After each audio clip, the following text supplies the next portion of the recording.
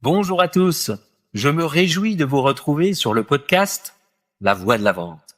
Ce podcast qui va vous donner envie de mieux vendre en moins de 5 minutes.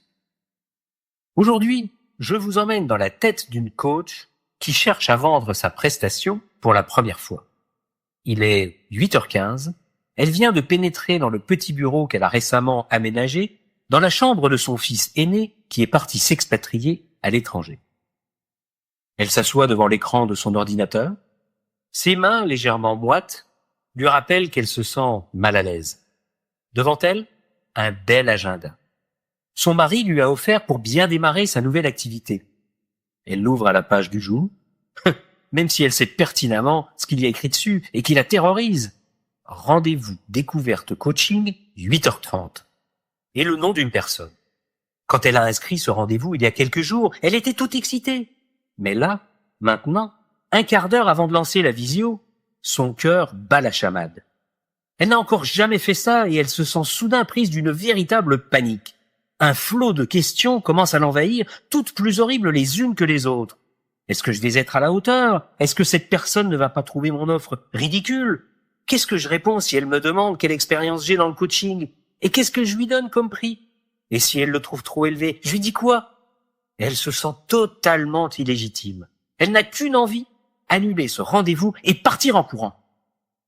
Elle prend quelques respirations, elle ferme les yeux. Dans sa tête, elle cherche une bouée de sauvetage à laquelle elle pourrait s'accrocher. Après quelques respirations, elle sent un début de calme monter en elle. Et là, tout au fond de son cerveau, un petit bout de pensée positive commence à montrer le bout de son nez. Elle fait venir un souvenir qui va lui donner du courage et de l'énergie. Quand elle représentait son école de danse au Forum des Sports, elle n'avait pas toutes ces idées noires. Et pourtant, elle avait dû aborder des gens pour leur vendre des adhésions.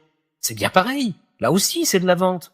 Oui, mais non. Là-bas, tout lui semblait fluide. Elle connaissait les cours, les profs, l'ambiance. Elle se sentait à l'aise, légitime, alignée. Elle regardait les gens dans les yeux, elle souriait, elle plaisantait, elle savait ce qu'elle vendait, elle savait quoi dire.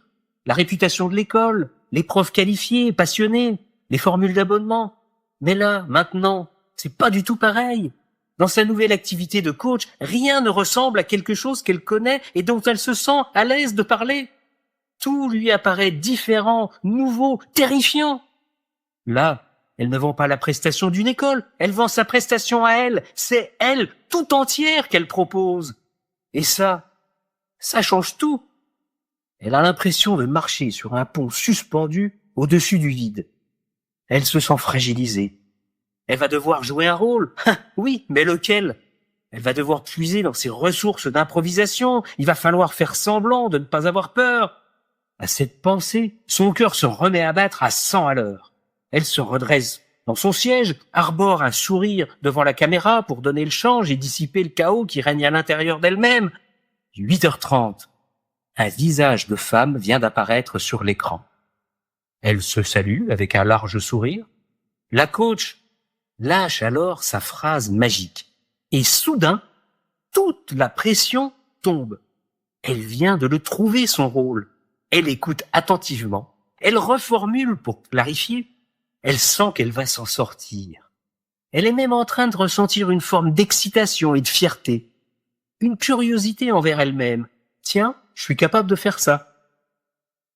Alors, mes amis, j'imagine qu'à ce moment de l'histoire, vous êtes tous en train de vous demander « Mais bon sang, c'est quoi cette phrase magique ?» Eh bien, ce sera votre exercice du jour. Trouvez-la, cette phrase magique. Celle qui vous correspond.